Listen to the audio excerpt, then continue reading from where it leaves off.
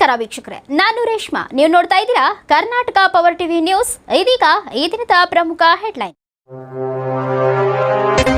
ಶ್ರೀ ಆಂಜನೇಯ ದೇವಸ್ಥಾನ ಅಂಜನಾದ್ರಿ ಬೆಟ್ಟ ಆನೆಗುಂದಿ ದಿನಾಂಕ 2/7/2024 ಮಾನ್ಯ ಕ್ಯಾಪ್ಟನ್ ಮಹೇಶ್ ಮಾಲ್ಗತಿ ಸಹಾಯಕ ಆಯುಕ್ತರು ಕೊಪ್ಪಳ ಹಾಗೂ ಕಾರ್ಯನಿರ್ವಹಣಾಧಿಕಾರಿಗಳು ಆಂಜನೇಯ ಸ್ವಾಮಿ ದೇವಸ್ಥಾನ ಅಂಜನಾದ್ರಿ ಇವರ ಆದೇಶದ ಪ್ರಕಾರ ಗ್ರೇಡ್ 2 ತಹಸೀಲ್ದಾರ್ ಗಂಗಾವತಿ ಇವರ ನೇತೃತ್ವದಲ್ಲಿ ಶ್ರೀ ಆಂಜನೇಯ ದೇವಸ್ಥಾನ ಚಿಕ್ಕರಾಂಪುರ ಅಂಜನಾದ್ರಿ ಬೆಟ್ಟದಲ್ಲಿ ಹುಂಡಿ ತೆರೆಯಲಾಗಿದ್ದು ಒಟ್ಟು 32,95,651 ರೂಪಾಯಿಗಳು ಸಂಗ್ರಹವಾಗಿರುತ್ತದೆ.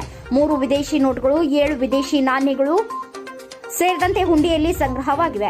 ಈ ಸಂದರ್ಭದಲ್ಲಿ ಶಿರಸ್ತೆದಾರರಾದ ರವಿಕುಮಾರ್ ನಾಯಕ್ವಾಡಿ, ಕಂದಾಯ ನಿರೀಕ್ಷಕರಾದ ಮಹೇಶ್ ದಲಾಲ, ಹಾಲೇಶ್ ಗುಂಡಿ ತಹಸೀಲ್ ಕಾರ್ಯಾಲಯದ ಸಿಬ್ಬಂದಿಗಳಾದ ಶ್ರೀಕಂಠ, ಗುರುರಾಜ್, ಇಂದಿರಾ, ಶೇಖರಪ್ಪ, ಆಹಾರ ನಿರೀಕ್ಷಕರು ಮೊಹಮ್ಮದ್ ರಫಿ, ಕವಿತಾ ಕೆ, ಸೌಭಾಗ್ಯ, ಕವಿತಾ, ಶ್ರೀರಾಮ ಜೋಶಿ, ಪವನ್ ಕುಮಾರ್ ನಿಲೋಗಲ್, ದ್ವಿತೀಯ ದರ್ಜೆ ಸಹಾಯಕ ಹನುಮೇಶ್ ಪೂಜಾರ್, ಗ್ರಾಮ ಪಂಚಾಯಿತಿ ಆಡಳಿತ ಅಧಿಕಾರಿ ಸೇರಿದಂತೆ ಇನ್ನು ಅನೇಕ ಜನರು ಉಪಸ್ಥಿತರಿದ್ದರು. ಸದರಿ ಕಾರ್ಯವು ಪೂರ್ಣವಾಗಿ ಪೊಲೀಸ್ ಬಂದೋಬಸ್ತ್ ಹಾಗೂ ಸಿಸಿಟಿವಿ ಕ್ಯಾಮೆರಾಗಳ ಹಾಗೂ ವಿಡಿಯೋ ಕಣ್ಗಾವಲಿನಲ್ಲಿ ನಡೆಯಿತು.